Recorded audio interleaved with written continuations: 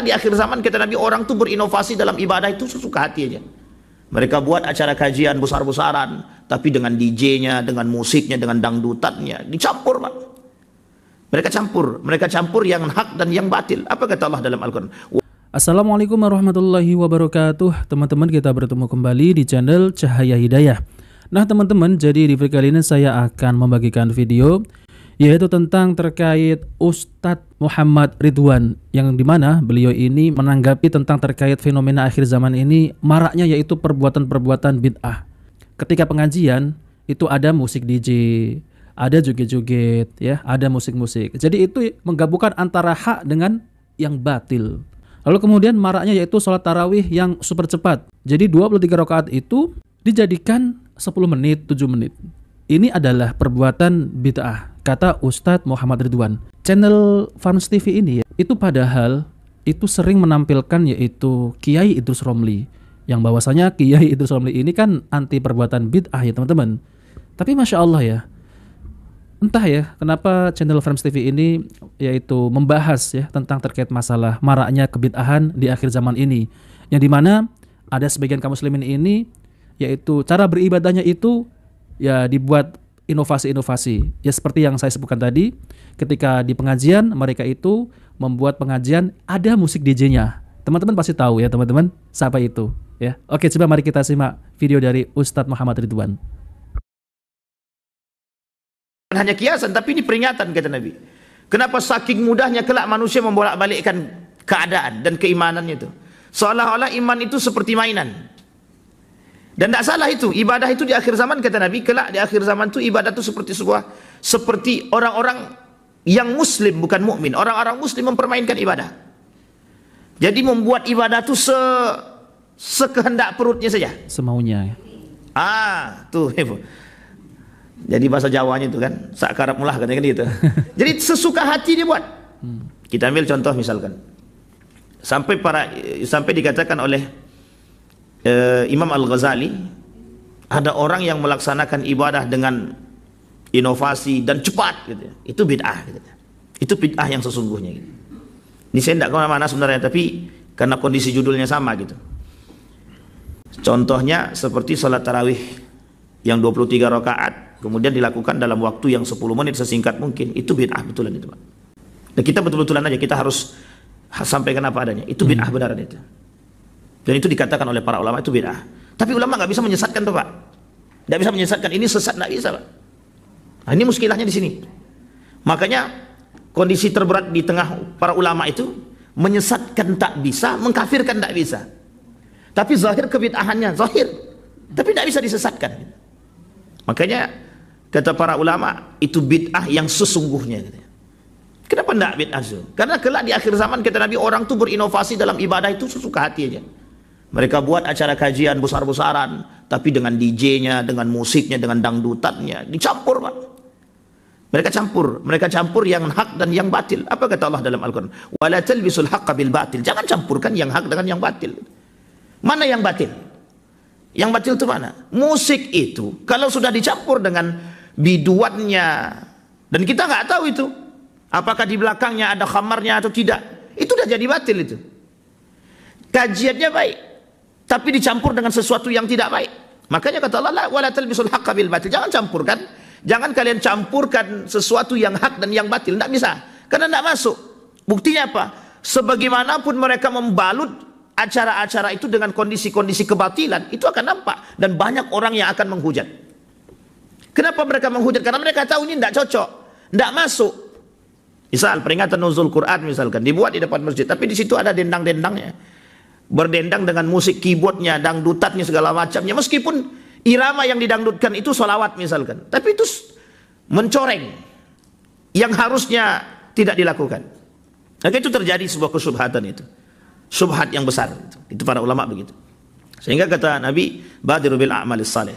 Saking tak nampaknya lagi, saking subhatnya, saking abu-abunya keadaan ketika itu kata Nabi, maka cepat-cepatlah beribadah dengan baik kata Nabi. Nanti kalian tidak akan tahu orang seperti itu tuh. Karena banyak yang mengatakan sholat seperti ini yang 23 rakaat dilakukan dalam 10 menit itu banyak yang mengikut dan banyak yang membenarkan. Bahkan yang membenarkan dari kalangan para pengikut gitu. Sama perbuatan-perbuatan seperti yang dilakukan kajian-kajian yang dibarengi dengan musik irama yang tidak baik itu dianggap benar, dianggap benar. Yang membenarkan siapa? Para pengikut. Dengan dalilnya apa? Inovasi untuk mengajak orang kepada kebaikan. Ya, kita lihat lebih banyak mana, lebih banyak yang ikut apa yang tidak ikut. Maksudnya lebih banyak yang berubah atau yang tidak berubah. Nah, ini masalah Pak. Dari sini mengkondisi kita. Nah kata Nabi, saking bercampurnya antara yang putih dan yang hitam itu tidak nampak. Maka yang ketika itu bertahan, kata Nabi, yang bisa melihat mana yang baik dan mana yang buruk itu. Sehingga Bapak Ibu sekalian yang berbahagia, kata Nabi, badiru bil amalis saleh. Kelak akan terjadi fitnah yang besar di antara umat manusia, kata Nabi, maka bersegeralah kalian melakukan kebaikan agar kalian selamat. Kenapa kata Nabi? Malamnya orang beriman, besoknya orang kafir. Besoknya mereka beriman, malamnya mereka kafir. Begitu seterusnya. Sampai Allah katakan dalam hadis kursi, sampai Nabi katakan dalam hadisnya, kata Nabi, Allah itu yabsutu yadaihi, mengangkat tangannya. Allah itu mengangkat tangannya. Saking mengangkat dan dibukanya tangannya tadi, apa yang dilakukan oleh Allah tadi? Liyatuba musi'ad nahar. Jadi dia membuka tangannya jika datang hambanya di malam hari, berdoa kepada Allah, Allah ampunkan untuk dosa dia yang di siang hari. Jika di siang hari Allah tetap membuka tangannya, yabsutu yadaihi bin nahar liyatuba musi'al lail. Jika hambaku, kata Allah, melakukan dosa di malam hari, maka ketika mereka di siang hari meminta kepadaku, kata Allah, aku buka tanganku, aku ampunkan. Nah ini penting Pak untuk dipahami. Dan ini bagian daripada amal saleh. Kata Nabi, fitanan ka qita'il lail. Fitnah itu seperti malam dan siang. Malam dan siang ini berbeda tapi dalam satu, seperti mata uang. Yabi'u dinahu bi aradin minad dunya, kata Allah. Nah, kita ambil contoh kalimat yang sederhana, kata Nabi. Fitnah yang nampak dengan posisi yumsi kafiran wa yusbih mu'minan, atau yusbih kafiran wa yumsi mu'minan. Itu contohnya orang yang malamnya kafir, siangnya beriman, siangnya kafir, malamnya beriman. Itu bagian daripada orang-orang yang yabi'u dinahu bi'aradin minad dunya. Bagian daripada itu adalah orang-orang yang menjual agamanya. Kok malam dia lisannya bisa beriman, kok paginya dia bisa melakukan kafir, kekufuran. Kok bisa ke paginya mereka beriman, malamnya mereka kufur. Tidak salahkah demikian? Yabi'u dinahu, mereka memperjualbelikan agamaku, kata Allah, bi'aradin minad dunya, dengan harga-harga dunia.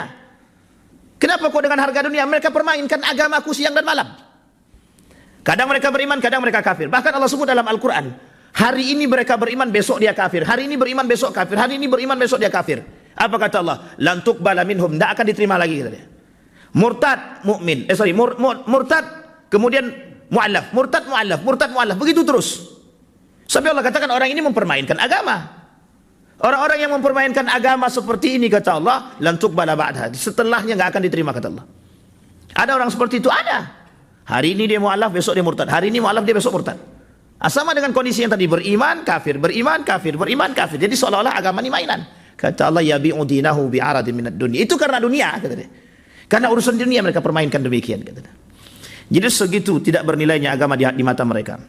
Disitulah Nabi mengatakan, sangat menekankan kepada kita, yuk melakukan amal soleh, kata Nabi. Perbanyak. Kenapa? Karena orang yang beramal dengan soleh, beramal soleh yang baik, yang benar, yang sesuai dengan tuntunan Nabi, itu yang selamat. Kalau tidak, kita dicampur adukkan, itu semua orang mengatakan. Kita lihat, ketika kegiatan-kegiatan keagamaan yang dibalut, tidak tahu nih apakah kegiatan syubhat yang dibalut dengan keagamaan, atau kegiatan keagamaan yang dibalut dengan kesubhatan, dengan bid'ah-bid'ah seperti itu, tujuannya apa? Tidak salah Pak, itu banyak sekali sumber-sumber dananya. Banyak sekali. Kita tidak suuzon Pak, tidak suuzon. Tapi bisa kita lihat, bisa kita pastikan. Orang-orang yang mohon maaf, orang yang menjual agama dengan lisan mereka, mereka jadikan agama pembalut kepentingan mereka. Coba perhatikan. Mereka dengan mudahnya bergaya, mempamerkan hartanya, alat transportasinya, gaya hidupnya. Tapi lisan mereka menjual agama, lisannya menjual agama. Ini fitnah Pak, lisannya menjual agama. Tapi apa yang mereka lakukan? Tidak menampakkan karakternya di hadapan manusia yang berakhlak. Dengan gayanya kakinya diangkat merokok begini. Tapi mereka memberikan kajian. Mereka lemparkan uang-uang seolah-olah na'udzubillahi min. Ini fitnah Pak. Boleh Bapak Ibu lihat sekarang fitnahnya. Fitnah agama, fitnah dianggap ibadah. Mereka buang duit seolah-olah mereka punya uang banyak. Tapi mereka ceramah, mereka memberikan kajian. Mereka menyampaikan poin agama. Begitukah yang dicontohkan oleh baginda Nabi Muhammad sallallahu alaihi wasallam? Pernahkah Nabi mengatakan, pernahkah Nabi mencontohkan memberikan uang begini? Tidak pernah, Pak. Nabi memberikan sedekah di mana orang naik, di mana orang turun, di situ ditaruh. Dan Nabi tidak tahu siapa orangnya bahkan. Nabi tahu orangnya, tapi orangnya nggak tahu siapa yang akan memberi. Nah, teman-teman yang dimuliakan oleh Allah Subhanahu wa taala, Masya Allah ya. Jadi Ustadz Muhammad Ridwan ini saya baru kenal beliau ini ya. Jadi saya nggak tahu ternyata beliau ini memang ya mengkritik, yaitu ada seorang penceramah yang dimana mereka itu menjual agamanya itu ya, menjual agama. Jadi lisannya itu seakan-akan ini, tapi kenyataannya mereka itu ya Allah ya. Jadi saya teringat nih ada seorang ya Gus ya teman-teman yang demikian ya. Jadi di dalam kajiannya itu ada musik-musik, bahkan ya horeg. Jadi mereka itu mencampurkan yaitu antara hak dan yang batil. Tentunya Nabi kita Shallallahu Alaihi Wasallam tidak pernah yaitu ya mengajarkan demikian. Jadi kalau pengajian ya pengajian tanpa ada pencampuran, yaitu seperti ada musik-musik, ada biduannya yang bernyanyi, la haula wala quwata illa billah, yaitu dengan alasan agar menarik yaitu orang-orang yang berbuat maksiat itu untuk ngaji. Jelas-jelas ini adalah bertentangan dengan dakwah Rasulullah SAW. Jadi miris sekali ya teman-teman ya, sangat miris sekali. Jadi yang saya aneh ya, kejadian seperti ini, ya minta maaf sekali teman-teman ya, kejadian yang seperti ini banyak di Jawa, ya, banyak di Jawa. Yaitu kajian dicampur adukkan dengan yang batil sambil hisab rokok, ceramah, la haula wala quwata illa billah. Jadi tidak mencerminkan seorang muslim yang taat kepada Allah Subhanahu wa taala. Coba teman-teman ya, bayangkan ya, di dalam kajian tersebut itu sambil merokok, ada musik-musiknya. Lalu kemudian ya seakan-akan memiliki uang yang banyak, bagi-bagi uang. Ada itu seorang Gus ya. Nah tentunya ya teman-teman, ini adalah fitnah akhir zaman. Jadi saya sepakat apa yang diucapkan oleh Ustadz Muhammad Ridwan ini. Dan ini memang kenyataan terjadi teman-teman di akhir zaman ini. Jadi seolah-olah orang yang demikian itu malah diangkat menjadi ya seorang penceramah yang bayarannya mahal. Tentunya teman-teman, kita sebagai seorang muslim harus berhati-hati ketika kita itu mengambil sebuah ilmu ataupun mengambil seorang guru untuk kita ambil ilmunya. Dan ini adalah fitnah ya teman-teman. Tentang terkait masalah sholat tarawih yang super cepat itu, ya memang benar terjadi. Itu ada di mana? Ada di Jawa. Dan itu ada yang membenarkan. Bahkan seorang pondok pesantren, seorang Gus itu membenarkan sholat tarawih super cepat seperti itu. Nah, ini juga termasuk adalah fitnah akhir zaman. Jadi, Masya Allah ya, saya juga baru tahu ya, ini channel Frams TV menayangkan seorang ustadz yang membahas tentang terkait masalah ini. Jadi kalau yang membahas ini Ustadz Salah. Jadi kalau yang membahas ini seperti Ustadz Firanda, Ustadz Khalid, Ustadz Syafiq, pasti sudah dicap sebagai Wahabi ya teman-teman. Pasti.